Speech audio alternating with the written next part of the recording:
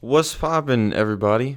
I think it's been like 2 weeks since I've uploaded a video about the Steelers. No, I'm not just finally uploading because we won.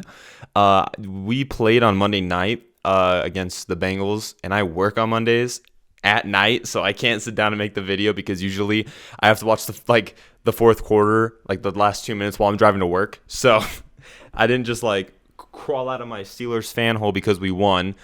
If you watch if you follow the Instagram link in the description for the podcast, we didn't have a podcast episode, but I still put out my picks, and I did not have the Steelers winning this game. I thought the Colts were gonna win, and up 24-7. I literally got bored. I'm not gonna lie. I was like, there's literally no way Pittsburgh is going to do anything in this game, and yeah. So we shut out the Colts after allowing them to score 24 in the first half. I don't understand you, Pittsburgh. You could tell like I was not talking because my voice is a lot deeper than usual because it's just kind of rested because I was just sitting there watching this like, what? Man, it's crazy that when you throw the ball more than 3 fucking yards, you can actually like score points. Shout out to the defense because they set us up multiple times. Big like underlying theme and factor though is Pittsburgh, you're not going to win games if you're down 24-7. I mean, last week we were down 17-0. Now we're down 24-7. I don't care if you outscore them in the second half. You can't. If this happens to the Chiefs can come back down 24-0. Pittsburgh against like the Chiefs or like the Derrick Henry Titans. Like honestly, I don't know why the Colts stopped running the ball. They were killing us with the running game. Pittsburgh still only. It felt like they had 100 yards with how successful they were running the ball. They had James Conner had 5 carries for 20 yards, so not very successful. It's 4 yards per carry. I guess that's kind of a positive. He looked better. He definitely was. He wanted his job back after Benny Snell was rumored to be getting more touches to possibly take over the starting job. I don't know how Pittsburgh's going to run the ball, honestly. They can't run it for shit. Big Ben, he's a good quarterback. Just has a really shit OC. Everyone for the past 2 weeks has been like abandoning ship on Ben. I have not. I don't think Ben is the problem with this offense. I think last week he was playing a little bit injured because he had a little like a minor knee injury about 4 weeks ago. I think that was kind of keeping up with him a little bit because he was not moving at all. Like he was not stepping up the pocket. He was not flushing himself out of the pocket. He did that a lot this game. And I don't know if they just left Randy in the locker room at halftime. I hope they did because no joke. This all jokes aside, I did not see them show Randy on like the broadcast once in the second half. Not once. They showed him like 3 times because they're always like, "Oh, this is Randy Fichtner leading him to the 11-3." No, he's ass. But they never showed him the second half. Tomlin, just real quick, I'm not gonna praise you because what was that? Time management, clock management. A minute and like 3 seconds. It's 3rd and 17 inside their own 10, and you just let them run 40 seconds off the clock. You have 3 timeouts, and you're not going to take a shot. Just time out and let them run the ball. Do you not trust your defense to hold a 3rd and 18? I'm looking at the audio peak files, and I like how like I started off very quiet, and the more I talk, the louder and more animated I get. So yeah, that clock management was horrible. Probably could have gotten at least a field goal. Somehow. I don't know what's going on with Boss. Hopefully get him back. We also clinched the division. And the Browns also lost to the Jets. So my fever dream of having Sam Darnold sit behind Ben Roethlisberger for 2 years is gone. Because I think the Jets just going to stick with Sam Darnold, unfortunately. I would love to see him in Pittsburgh unis. We play the Browns next week. We've clinched the division. And honestly, I think we've clinched. We've clinched. Like at worst, the 3rd seed. I guess if Buffalo loses next week and we win, we get the 2nd seed. But I honestly wouldn't surprise me if Pittsburgh just sat their starters next week, especially Ben. I think they might sit Ben, James Conner, and Deontay. I think they'll sit them and have everyone else play. They'll probably also sit TJ, who should win Depoy. That's the best offensive line in the league. I don't care about injuries. We saw what injuries do against the Steelers last week against the Bengals. So, yeah, TJ Watt had probably one of his best games of the season. The defense all on its own had, like, the second half was really, really great. honestly, the reason that they allowed 24 points in the first half was because Pittsburgh kept going 3 and out, and Pittsburgh was unable to finish drives. So when that happens, you're fatiguing your defense, and when you're tired and the offense and these fast receivers, running backs, and strong offensive linemen are not tired and very well rested, you're going to lose a lot of those matchups. And it just makes me sad because, like, what could this team be if they were healthy? Pittsburgh has, like, I think, the 5th best ranked O-line. It does not look like that because if they were the 5th best, they could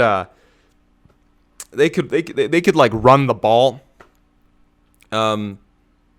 Still on it. Fire Randy Finkner.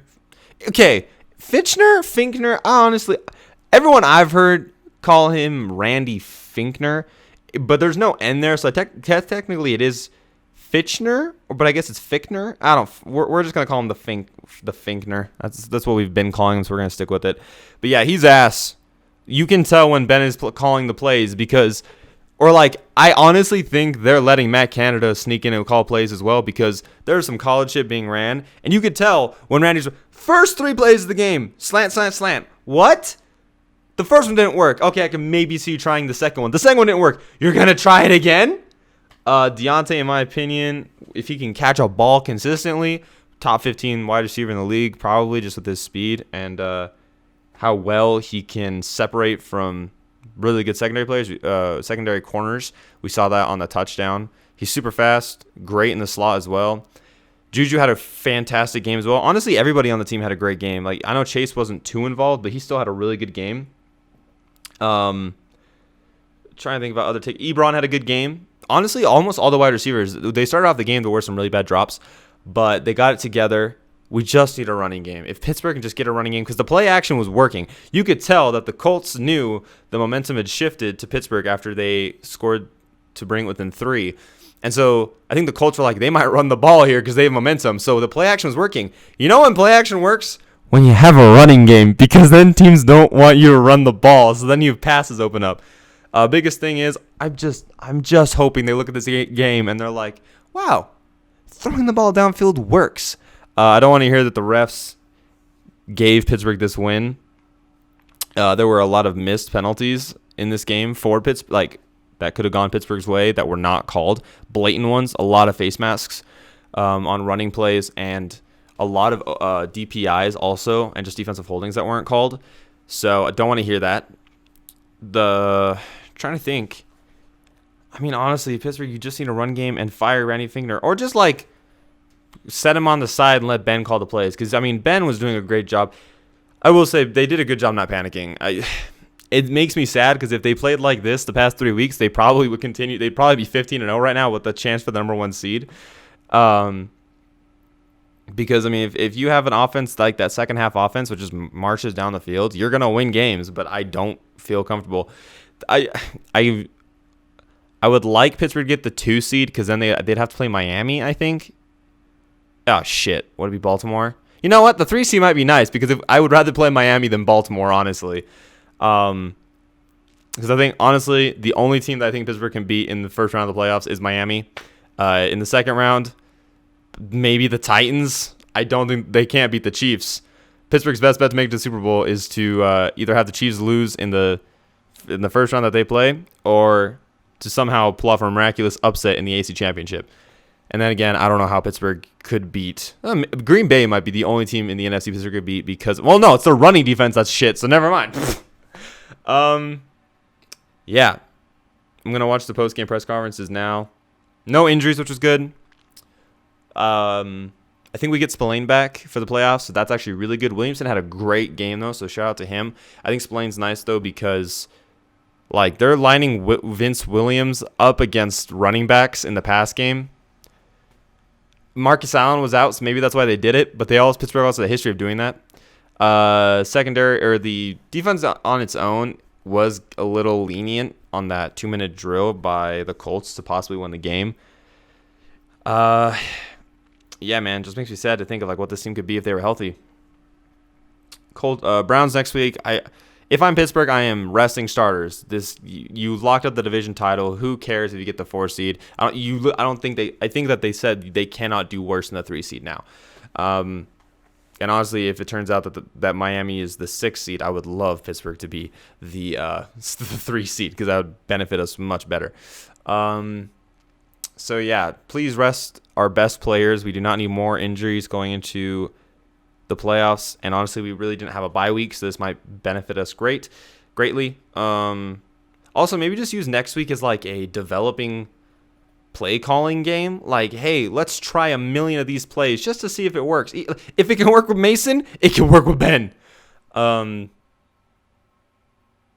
Yeah. Those are almost all my thoughts. I can't really think of anything else that I'm missing out on. If I had to give the game a grade, probably like a C+. Can't go down 24-7 at the half and expect me to give you anything better than a C+. So cool. The worst we can do is 12-4 after starting 11-0. Great job, Pittsburgh. No idea what's gonna happen next week. Yeah. Oh man, next game's gonna be 2021. That is wild. That is crazy to think. Well, Happy New Year, you guys. Didn't do a podcast this week just because it was Christmas weekend. Like I said, I did post my wallet winners on the Instagram. Though, if you're not following the Instagram, hey, give it a follow, please. It's a fun time. It's a good time. If you haven't checked the podcast, check it out. Yeah. Go Steelers.